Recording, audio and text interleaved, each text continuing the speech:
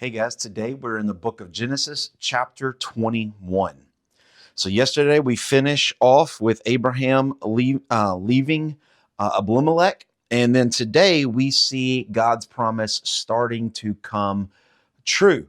And so we see it says that the Lord visited Sarah as he had said, and the Lord did to Sarah as he had promised. So she has Isaac 25 years after the first promise that Abraham would have a son. God gives us a lot of promises and we think it should be in our time, but they're always in God's timing. So for 25 years, they've had to be faithful and believe that promise. Sarah conceived and bore Abraham a son, and they called him Isaac. And notice in verse 4, Abraham circumcised his son Isaac when he was 8 years old, just as God made him do. That is a promise. It is an act of faith to the covenant of God. And he did that. It says that Abraham was 90 years old, which means Abraham was 100 years old, which means Sarah was 90 years old. God can do anything, right? And so I said from the very beginning, if you can believe the first verses of Genesis 1, you can believe everything that the Bible says. And so Sarah was good. She had Isaac. Verse 8, when the child grew and was weaned, so usually between 3 and 5 years old. Okay, so that's the age of Isaac, about when he was 3 and 5. We see that Abraham had a great feast to celebrate him being weaned, but Sarah saw the son of Hagar, the Egyptian, whom she had borne to Abraham, laughing. Now, that word laughing means scoffing, making fun of, not wanting to celebrate, making fun of Isaac. So you have Ishmael, who would have been a teenager, 13, 14, 15 years old, and you have Isaac, who would have been 3 to 5 years old. And so Sarah sees this and she goes to Abraham and says, hey, you got to kick them out. The promise, God's promise, is through Isaac. You've got to kick them out. But notice what verse 12 says. God comes to Abraham and says, be not displeased because of the boy. We can see here that Abraham didn't want to kick out Ishmael. I don't know if he had feelings. We don't know if he thought maybe if Isaac didn't work out, it was kind of a backup son, a backup promise. If everything didn't work out with Isaac, we don't know, but we know Abraham didn't want to do what Sarah wanted to do. But God came to him and said, listen to your wife. The promise, the covenant comes through Isaac, not Ishmael. And so notice it says that verse 14, Abraham rose early in the morning. He took bread and a skin of water and gave it to Hagar, putting it on her shoulder along with the child, and sent her away. And she departed and wandered in the wilderness of Beersheba. There's a couple things here. One, Abraham was really probably the richest man in all of the land. He could have given more than just some bread and some water. He could have given servants. He could have given donkeys. He could have given anything. But he realized without God's promise, death is death no matter what you give, no matter how much material possessions you give them. But also notice this. It says he sent her away. This will start a trend that will be all the way through the Bible that Paul in the New Testament will greatly talk about. Remember, Ishmael is a son of flesh. Isaac is a son of blood. So flesh and blood will always be in this turmoil, will always be going against one another. And so we will see Paul write almost exclusively about this idea that our flesh, our bodily flesh, is what brings sin, is what has sin, is what kind of contains sin. And so we should get away from flesh and run to the spirit, or in this case, run to the blood, run to God's covenant. And so we see the separation of flesh and spirit. When the water in the skin was gone, the child started to cry. They were starting to dehydrate. They're in the southern part of Israel, which is nothing but desert. And so she puts Ishmael under under a bush, and she goes away. She knows he's going to die first. He's a child, and so she doesn't want to watch this. And so she's crying out. The baby is crying. But notice verse 17. And God heard the voice of the boy. He heard the voice of the boy, not mom, not Hagar, but of the boy. And the angel of God called to Hagar from heaven and said to her, "What troubles are you, Hagar? Fear not. Fear not, for God has heard the voice of the boy." He did not hear Hagar, he heard boy. This is showing us that God does not hate Ishmael.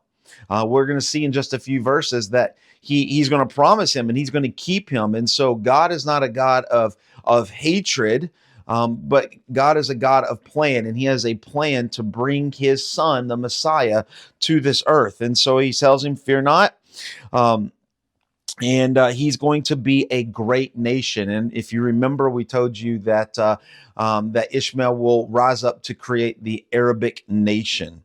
Then, verse 19, God opened her eyes and she saw a well of water. Whether God created a well or maybe she just didn't see it, but God put her to water, saved her life, and saved her son's life. And God was with the boy, verse 20, and he grew up.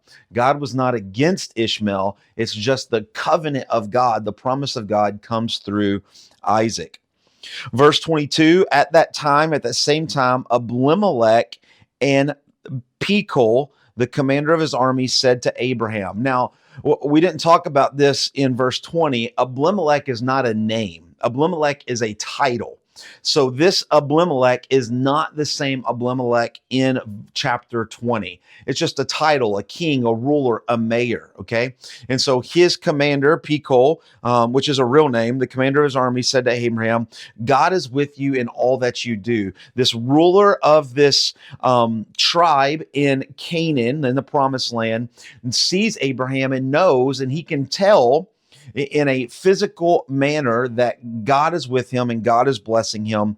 And he basically goes to him and says, "Hey, I want to make sure that I'm on your good side so that I'm on your God's good side," right? And that's really what he's doing. And he says, "Swear to me that you won't do bad and you won't pray bad for me." And Abraham does that. But then Abraham, verse 25, reproved him or rebuked Abimelech about a well of water. Abraham had a well, he dug the well, and some of Abimelech's men came and took the well away from him. And now Abraham is just rebuking him. "Why would you let your men do that?" And we see here that Abimelech says, "I don't know anything about this. This is the first time I'm hearing about it." So 27, Abraham took sheep and oxen, much like the previous chapter where God makes a covenant with Abraham. He takes sheep and oxen. They're going to make a covenant. They're going to cut them in half and walk through them, right? So they're making a covenant that this is Abraham's well. But notice verse 28, Abraham set 7 ewe lambs of the flock.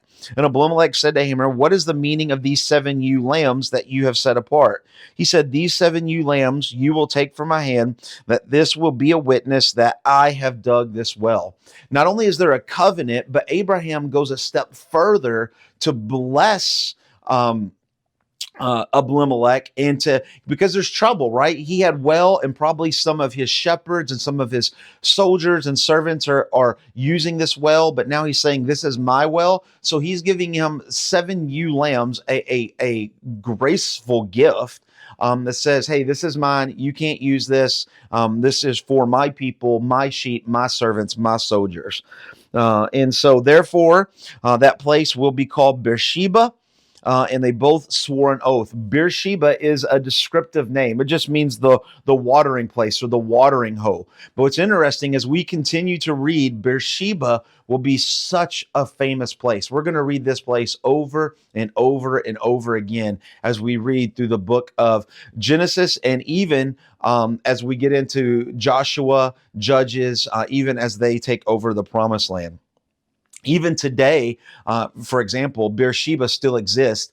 Today it's called Beersheba with a V, but it's the same exact place.